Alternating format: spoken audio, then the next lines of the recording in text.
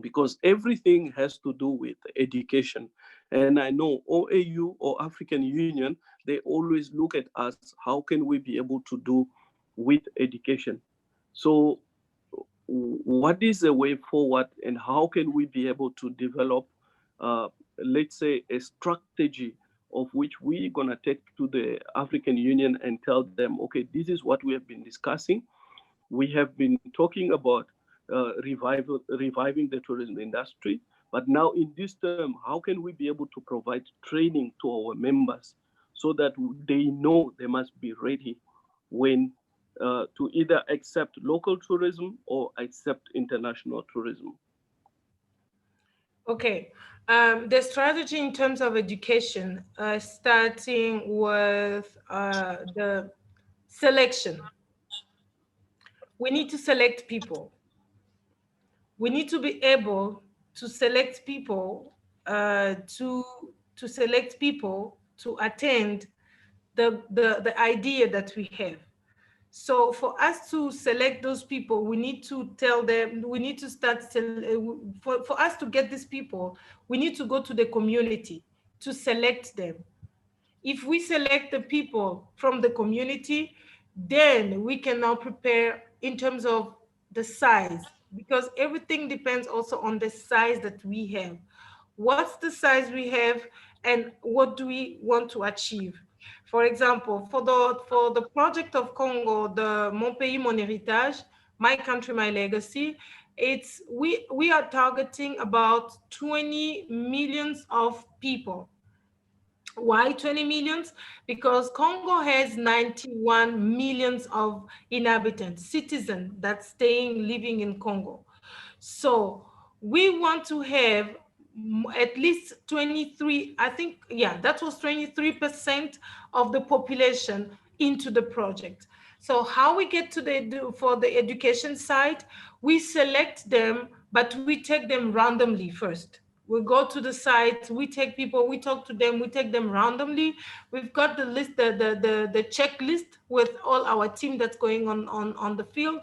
They're writing everything. So we have actually a database for example, let's say for one municipality, we have a database of 20 schools, for example, 20 schools, uh, 10 universities, and then we have hotels and all the smallest hotels, and like small, like no rooms hotel, everything like streetwise food companies. We have all of them in the database. When we get it done, then we know exactly how many people we're looking at and how many people will go with them. The hardest part in the project of educational is to know who you will educate and why. So we're going with the schools, because we believe that when we start implementing a project with children, they are the influencers. They can go to the parent and say, "Daddy, we need this. Mommy, we need this." The parent will execute. And then we go to the student, because they're about to finish their studying life. They have to go now in the next step, which is to take a responsibility to start taking decision. So for them to make decision, they need to know what to do. So we are coming as a guide to show them what to do. And then we're going to all the businesses, the business people that's working in related in tourism. We go to them to tell them, you started without us, but look where you can be with us. So I will say, for example, today I was meeting our SMME authority. They invited us. We were discussing, and they said to us, "Your program is awesome. We love it, but there is one thing that we want to come along. We will teach people the entrepreneurship." Which is very different. When you're working in Congo, it's very different when you're working in other markets. But I think in Africa, we still have the same thing, like going to school, having bigger diplomas, and go showing off into a company and get a job. So I am the kind of person that I do not allow. I don't accept that somebody must get a job, finish the work, finish study, and go to get a job. We need to get the entrepreneurs in all Africa to become independent. So For us to become independent, we need to train. How to train people? This is our strategy that we use. That's what I'm sharing with you. If there's any question, I'm available. I think, Mary, I'm not gonna say that you're gonna be stingy, but please, if you think this it's a project that need to be shared with everybody, please target some few. We will be able to take that project as well, because the sound of the topic, it's quite really my Congo, my legacy. That is something that everybody should be looking at. It should be part and parcel of wonders of Africa. These are initiatives that we are all looking at initiating in our own backyard, because it's something that can work for anybody. And we are here for each other's.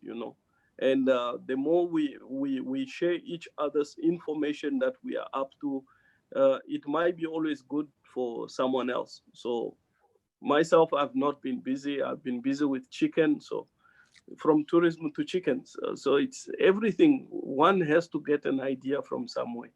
But I'm still very, very much interested in Ahmed, and just want to touch a little bit on the point of how does he see post-COVID? How can one actually, from this association, how can we be able to market ourselves and market the product that we are going to create? Ahmed, are you still with us? Yes, I'm here, but I didn't catch your question. Could you please repeat it or say it again? What exactly was the question? My question is about in terms of marketing, post-COVID marketing.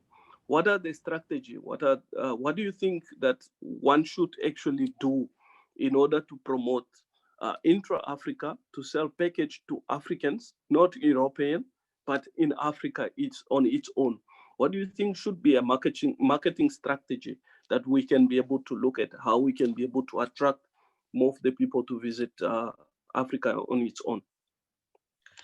Well, let me share with you two things. First of all, from my experience working with customers from Gulf area and Middle East, a lot of them before COVID-19 started to go to unusual destinations.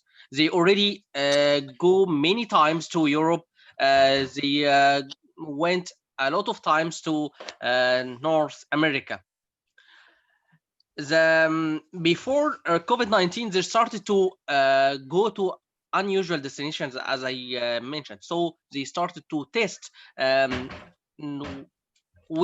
Western Europe instead of Eastern Europe, the modern part. They started to test South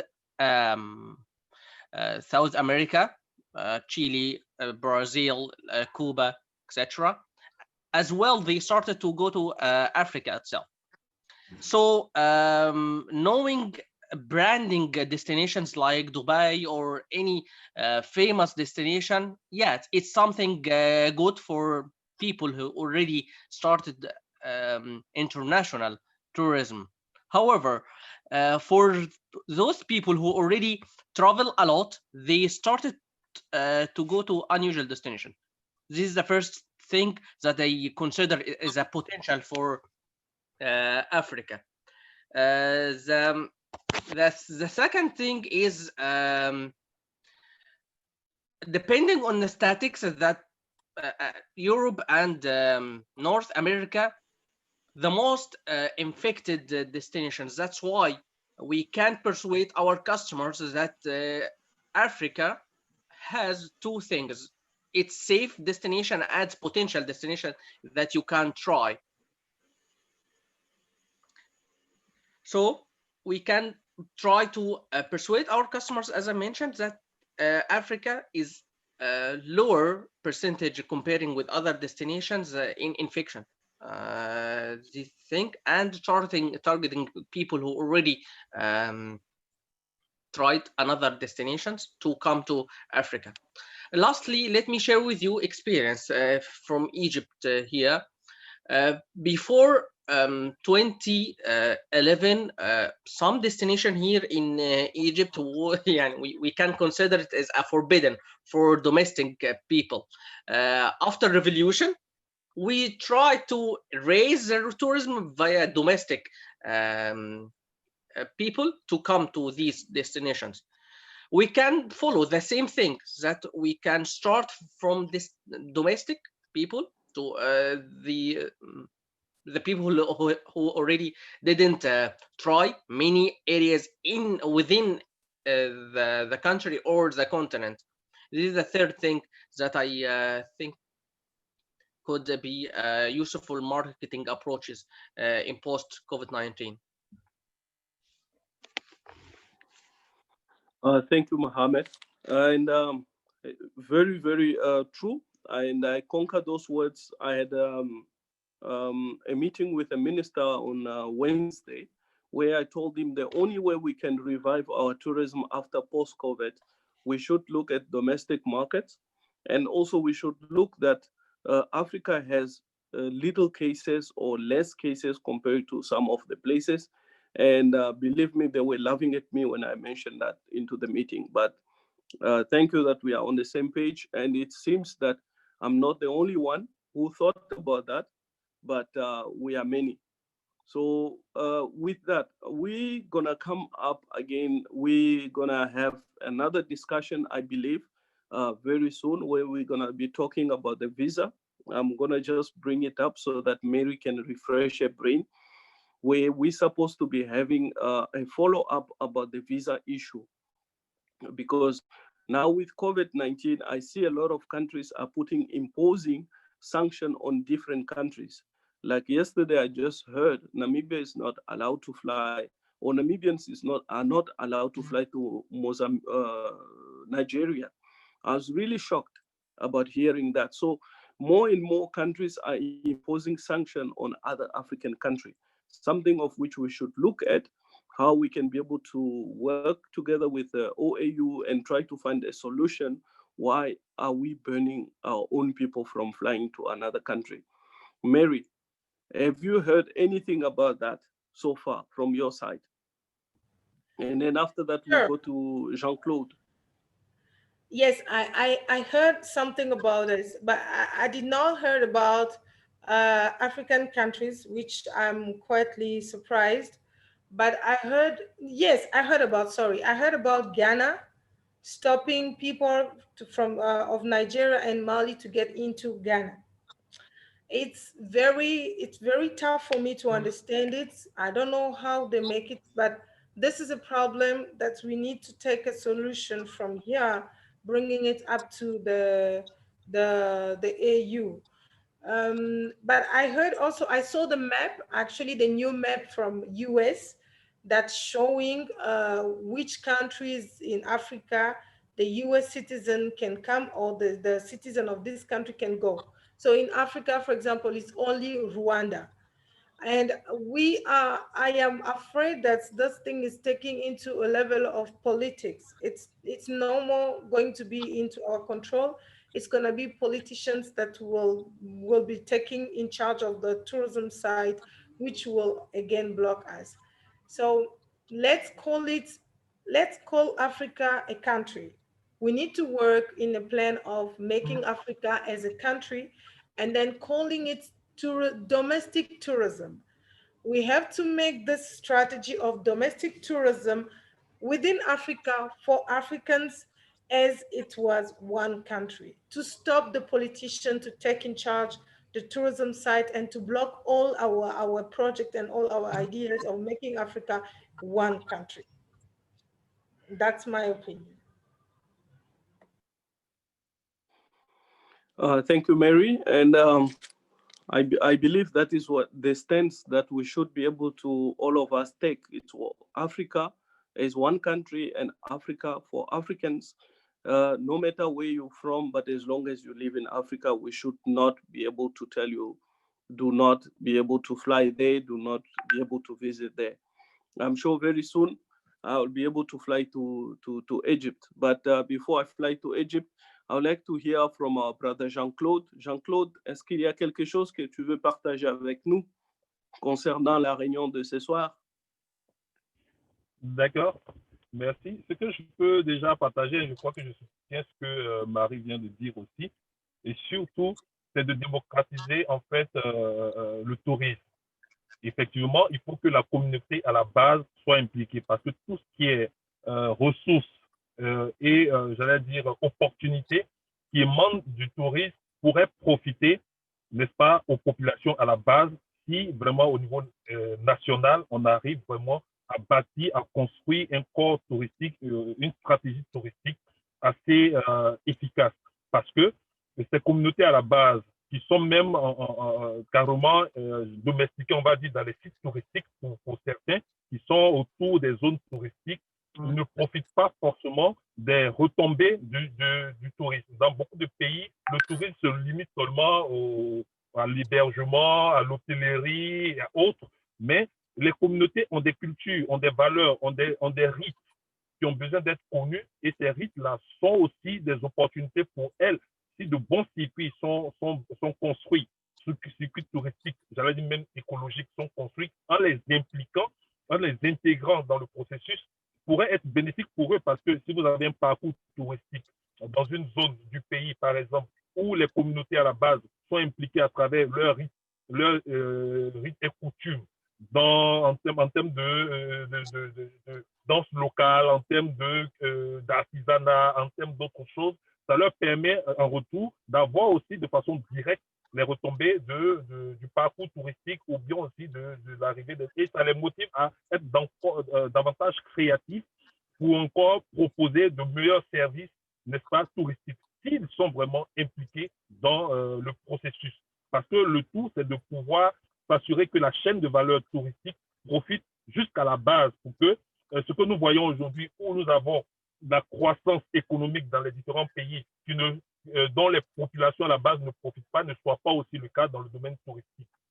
Donc, c'est ce que je voulais vraiment souligner, mettre au cœur du tourisme dans nos pays j'allais dire, les populations à la base, en renforçant leurs capacités, en les impliquant, en leur donnant, n'est-ce pas, toutes les astuces visant à pouvoir prendre part au développement des activités touristiques et qu'ils se sentent impliqués, intéressés davantage par ce volet économique du développement qui ne peut être que bénéfique pour eux et aussi pour leur patrimoine. Donc ça, c'est déjà ce que j'avais voulu relever et aussi s'assurer que, n'est-ce pas, toute cette industrie touristique-là profite vraiment à la base et que la base est elle-même actrice de son développement. Nous, au niveau de la Côte d'Ivoire, nous avons énormément de sites. J'avais dit, à l'ouest, par exemple, vous avez une région montagneuse où vous avez plein de montagnes, 18 montagnes, par exemple, au niveau de la Côte d'Ivoire. Mais ces montagnes ne sont pas du tout... On pourrait, par exemple, développer tout ce qui est l'alpinisme, tout ce qui est implication de ces populations-là, même tout ce qui va dans le domaine de la cinématographie.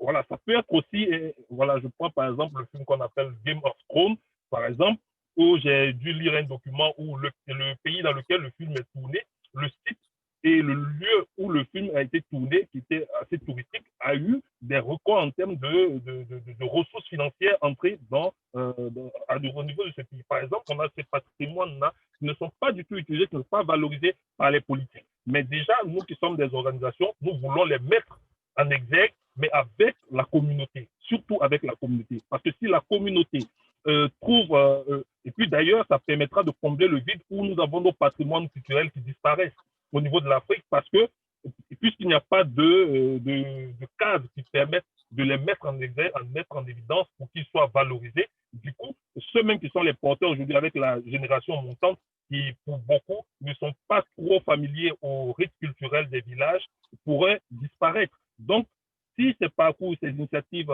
touristiques sont développées en impliquant ces populations, elles pourront davantage, j'allais dire, promouvoir leur rites et coutumes dans le circuit ou bien dans les parcours que nous développerons dans nos pays. En tout cas, nous, au niveau de l'ouest de la Côte d'Ivoire, nous sommes en train de travailler à pouvoir développer l'économie touristique dans la zone et surtout en intégrant le développement durable et aussi la préservation de l'environnement et la sauvegarde forestière.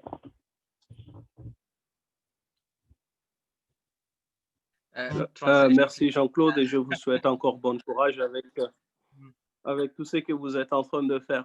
Ahmed, sorry, I just wanted to translate what he said unless you speak French. Do you?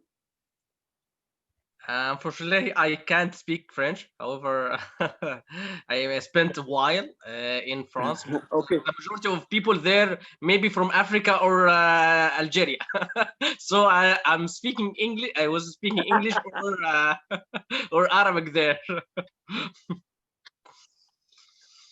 So if you can give me a hand in the summary, of course, it was a pleasure to hear your voice, Mr. Jean. But I think I need some assistance in that. Yeah, Mr. Jean was just saying that tourism it can only work if we look at the grassroots, if we get the local people or the people who actually live in those places to be included in the tourism. And without inclusion of local people, that means nothing will ever work out in the tourism industry. And that is what they are currently busy doing in Ivory Coast, is to work together with those local people or to work with local people so that they can be included in the development of the tourism. And he gave a very good example of places that are UNESCO protected place, patrimony places, where local people can benefit and should be able to benefit. And he also gave a very good example of Game of Thrones, the series that was one of the most famous series that came out.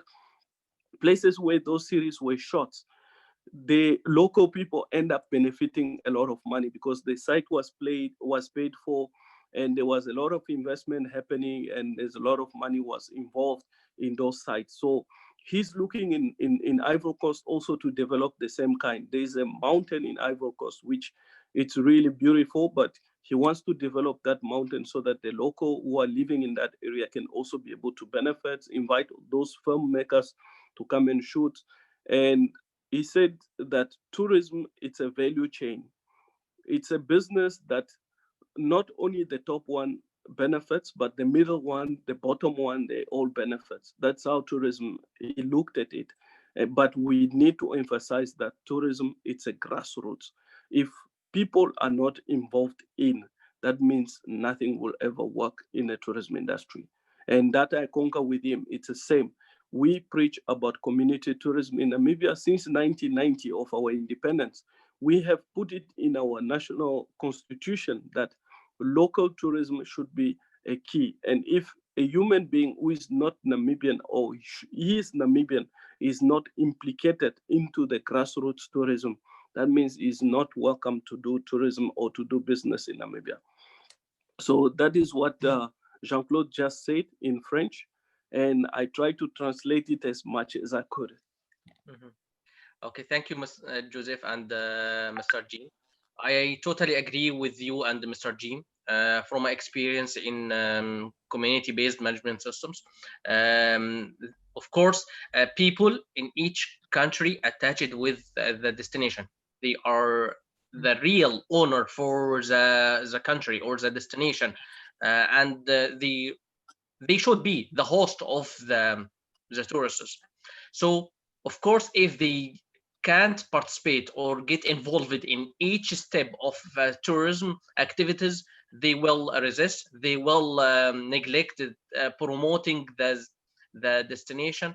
So they could be involved in putting plans, or at least some of them work in the tourism field. They, to summarize, they should be get any benefit to attach more and promote the destination. We can't totally, of course, depend on local community to manage each heritage or touristic site, because they couldn't be have all expertise or the specialty the industry need, but at least involving in consultation, in voting the plans, or some benefits, economic benefits, of course, could be helpful for raising their hand or assistance in tourist industry. Yeah, very, very much what you just said. Mary, I remember we had a conference, or we had to plan for something about the visa conference. Do you have any idea or any information that you'd like to share with us? I know Yes. it's too late, but I'll call the meeting a quit now so that you can go to bed. I know everybody's tired. It's not only me, but we're trying to get everybody, we're trying to make things to work. Yes, we have prepared the visa conference. We haven't, I'm actually looking for it into the document.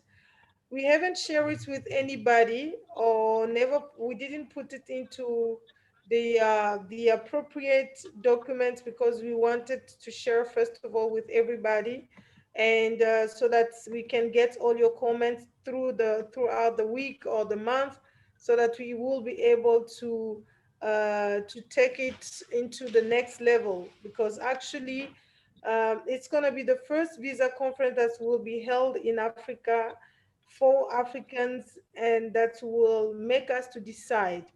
The reason of having this conference is to decide for our own. We always waiting for the the politicians to decide about what we do. That's why we always facing when we are with the when we have the struggles. Even the president, they're going together, but they don't bring anything, because everybody's trying to protect his interest. So we said, as a community, as African community in this sector of tourism and environment and all this sector related, we say that we should do something together and raise our voice to say, these are the resolutions that we get, and this is where we want to take Africa into the next step, in our next step. So I'm trying to find the document. You're just going to say, give me 1 minute, sorry, because that wasn't, okay. I'm going to have to find it quickly, then share it with you guys. You can put any type of comment that you think it's good for us. Then we will figure we will figure this out and make things work in the appropriate way. I don't know, my laptop is just giving me a time now. Let me try to share the screen.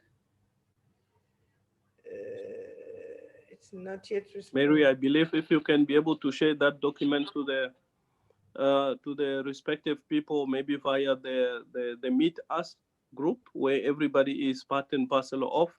I don't Yes. know what time is Ahmed in Egypt right now. I don't know what time is Jean-Claude in Ivory Coast. I don't. My time is about 9:30, but I believe that to some few people it's already getting late.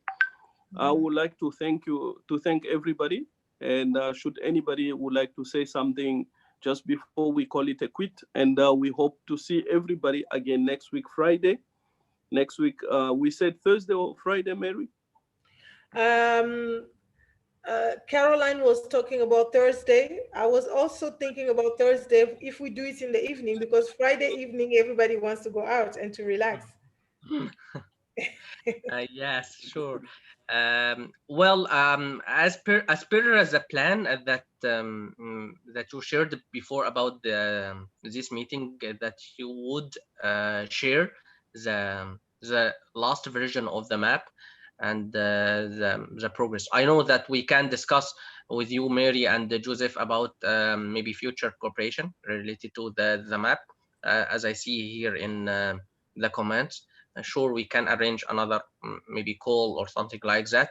However, could you share as well, besides visa policies, result as the map and the last version of this map? Yes.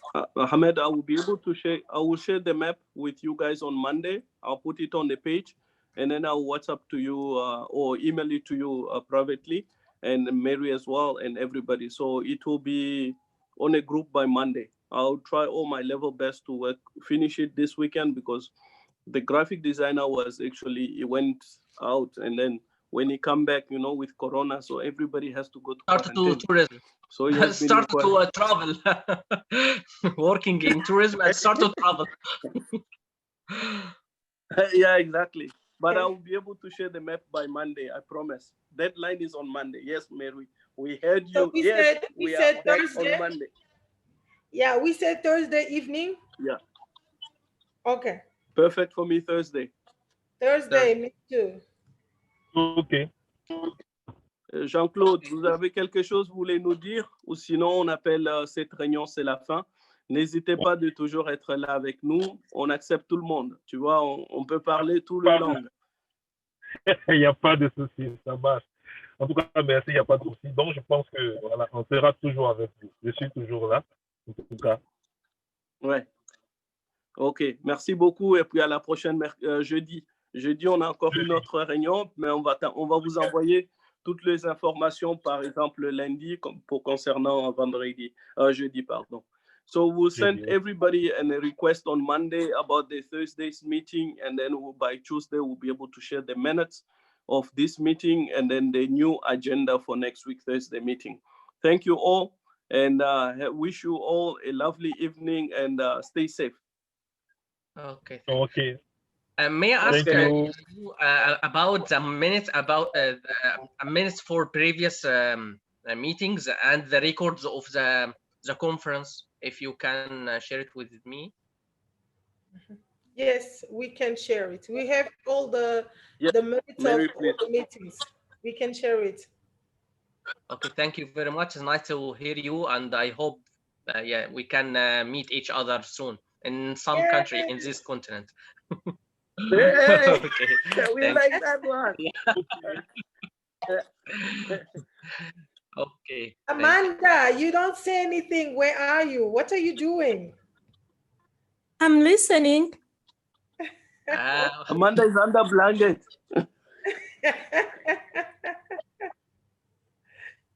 I'm listening.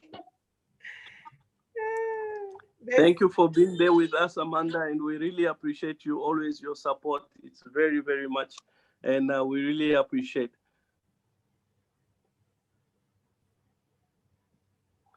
Okay, guys, I'm gonna log off.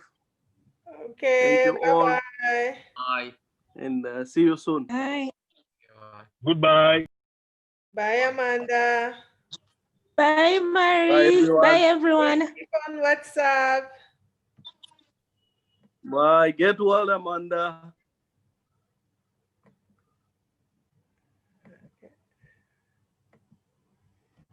Okay. Mary, yeah. Now we are only two. We are only two left. I learned how to make things to work. So you see, I'm getting better, eh?